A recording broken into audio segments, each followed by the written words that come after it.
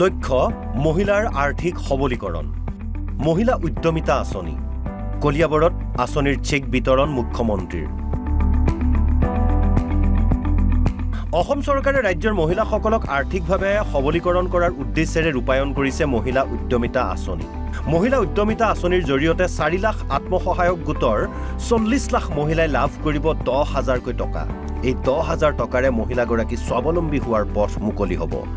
10,000 টকাৰে কি কৰিব লাগিব হেয়া স্পষ্ট নিৰ্দেশনা আছে কলিয়াবৰত মহিলা উদ্যমিতা আঁচনিৰ হিতাধিকাৰীক চেক বিতৰণ কৰে মুখ্যমন্ত্ৰী ডক্টৰ হিমন্ত বিশ্ব শৰ্মাই কলিয়াবৰৰ ডক্টৰ টি আও ষ্টেডিয়ামত অনুষ্ঠিত হয় চেক বিতৰণ অনুষ্ঠান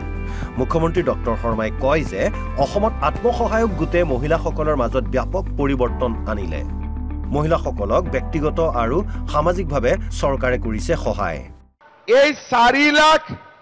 আত্মসহায়ক গোটৰ 40 লাখ মহিলাক আমি যদি সামাজিকভাৱে আৰু ব্যক্তিগতভাৱে দুইটা পৰ্যায়ত যদি আমি সহায় কৰিব পাৰো আমি বিশ্বাস কৰো যে এখন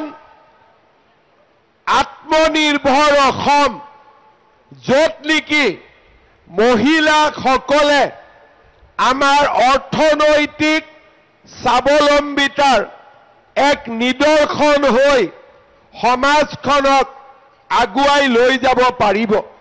চৰকাৰে প্ৰতিগৰাকী মহিলাক দিয়া 10,000 টকাৰ হিচাপো ল'ব 10,000 টকাৰে কি কৰিছে তাৰ হিচাপ ল'ব কিন্তু কেনেকৈ ল'ব এই হিচাপ 6-7 মাহৰ পাছত ঘৰে ঘৰে যাব চৰকাৰৰ মানুহ 6-7 মাহ যোৱাৰ পিছত চৰকাৰৰ মানুহ আপোনালোকৰ ঘৰলৈ আহিব আপোনালোকক আমি সুধিম যে 10,000 টকাটো ক'ত ব্যৱহাৰ কৰিলে মই ছাগলী পুহিলো তাঁতশাল কৰিলো আৰু মোৰ হাজবেণ্ডৰ ব্যৱসায়ত লগালো গ্ৰুপত টকাটো দিলো তেওঁলোক পৰীক্ষাত পাছ কলিয়াবৰ সমষ্টিৰ 32,000 মহিলাক দিয়া হয় 10,000 কৈ টকা মহিলা উদ্যমিতা আঁচনিৰ চেক বিতৰণ অনুষ্ঠানত মুখ্যমন্ত্ৰীৰ সৈতে উপস্থিত থাকে স্থানীয় বিধায়ক তথা মন্ত্ৰী কেশৱ মহন্ত সাংসদ কামাখ্যা প্ৰসাদ তাছা বিধায়ক জিতু গোস্বামী ৰূপ শৰ্মা আৰু শশীকান্ত দাস কলিয়াবৰৰ পৰা ভিডিঅ' জাৰ্নেলিষ্ট পাৰ্থৰ সহযোগত বিকাশ জ্যোতি বৰুৱাৰ ৰিপৰ্ট অসম লাইভ 24